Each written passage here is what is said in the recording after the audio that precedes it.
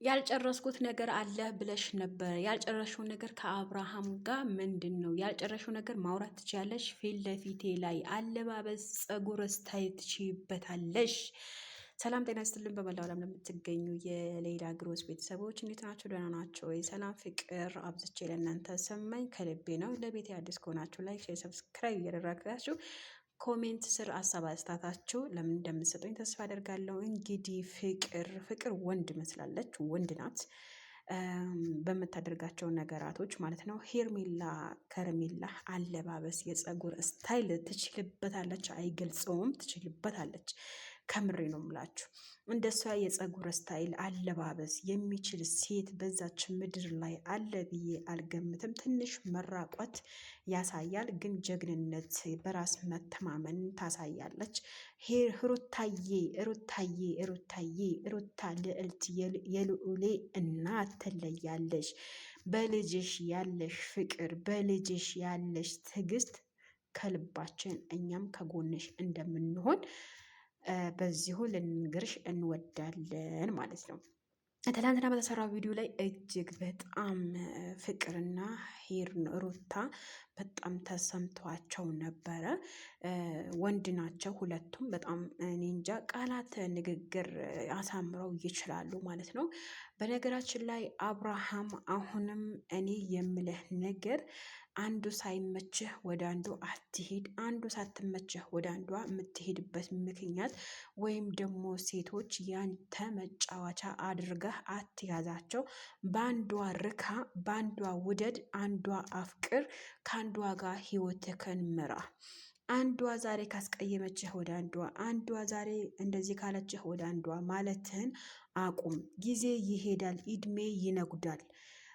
ስለዛ አንተ ማድረግ ያለብህ ነገር ከማንም ጋር ከሩታ ጋር መሆን፣ ከፍቅር ጋር መሆን፣ ከሄርሜላም ጋር ሆን እኛ አንዷ ስታስከፋ ወደ አንዷ እንደማትሄድ ሁላ ራስህን አሳምነህ ግባበት ማለት ነው።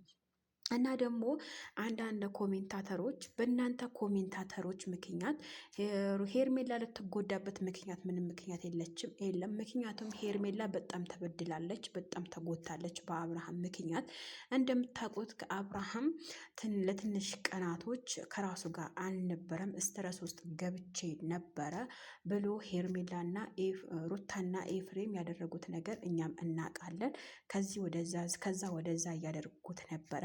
ነገር ግን በመሀል የተጎዳችው ያለቀሰችው ሄርሜላ ናት ማለት ነው። እኔ ግን እዚህ ጋር ሚዲያ ውሸታሞች መሆናችሁ እጅግ በጣም እያስጠላኝ ነው ያለው።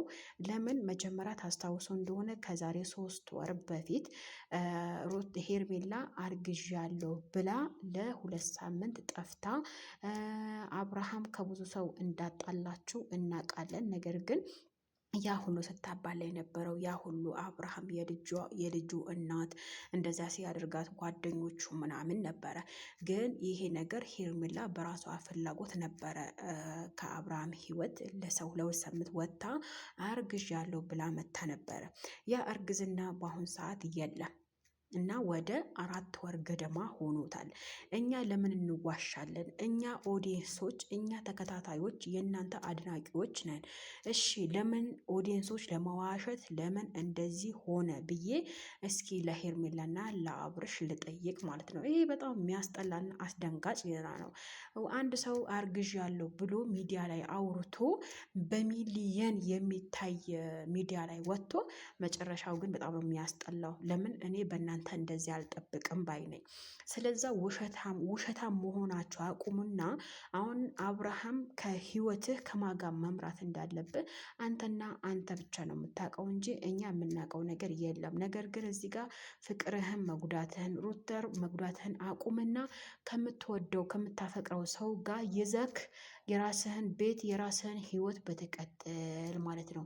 እና ደግሞ ሩታ ያነሳችው ሀሳብ በጣም የሚያስደስት ሀሳብ ነው። ለምን አሁን ምሳሌ አንተ ልጄን ብለህ በምትሄድበት ሰዓት ሄርሜላ ልትረበሽ ትችላለች። ሄርሜላ መጉዳት ማትፈልግ ከሆነ ወደ ሩታ ቤት መሄድ አቁም። ልጅህ የምትወደው የምታከብረው ከሆነ አንተ ልጅህ የምትወደው የምታከብረው ከሆነ አባት ነኝ ብለህ የምታስብ ከሆነ ከዛም በላይ ማድረግ አለብህ ማለት ነው። እና ደግሞ ሴት መቀየር ሴት መቀያየር ጅልነት ነው እንጂ አዋቂነት አይደለም። በአንዱ ሴት ረክተህ በአንዱ ሴት ቁጭ ማለት አለብህ። አንዷ ስታስከፋ ወደ አንዷ አትሂድ። እቺ ህይወት ተገላባጭ ናት። በነገራችን ላይ ከአንድ ባለትዳር ሌላ ሰው መታ ወስዳ መጨረሻ አንዷም የመጀመሪያው መታ እንደምትወስድ በእርግጠኝነት ለምን አሁን ልትደሰት ልትስቅ ልትጫወት ትችላለህ። ነገር ግን ህይወት ማለት ነው ይድሜ እንደዚህ በቆምክበት አይደለም የሚቀጥለው። እንደ ኢድሜ እያደረ ዛሬ ነገ 2 ቀን 3 ቀን 4 ቀን ሳምንት ወራት አመታት እየቆጠረ በዛ ኢድሜህ ላይ በስንት የምታደርግበት ኢድሜህ ላይ አንተ አንዷ ከዚህ ወንዷ ከዚህ ከምትል የራስን ህይወት ብትመራ ባይ ነኝ ማለት ነው። ውዶች ትክክል ነኝ ወይ ትክክል አይደለሁም? እሱ እናንተ ትወስናላችሁ። ኮሜንት ሀሳብ አስተያየታችሁ እንትን አሳውቁኝ። እና ደግሞ ሩታ ያለችው ነገር ትክክል ነው ወይ? ልጅህን ማየት አትችልም፣ አባትህም አይደለህም፣ እስከ ጭራሽ አባትነት አይገባህም ብለዋለች። እና ሩታ ያረገችው ወይም የተናገረችው ነገር ለእናንተ ትክክል ነው ወይ ብላችሁ ታስባላችሁ ማለት ነው። እና ደግሞ ሄርሜላ አለባበስ ስታይል፣ ፀጉር ስታይል፣ ልብስ አለባበስ ታቅበታለች የምትሉ ኮሜንት ስር ፍቅር ደግሞ ለምን እንደከፋት ለምን ወንድ ሆና እንደመጣች አላቅም። የእሷንም የአብርሽንም የአራቱ ሀሳብ አስተያየታችሁ ኮሜንት ስር አሳውቁኝ። እና ደግሞ ወዳቸዋለሁኝ ውዶችዬ፣ መልካም ቆይታ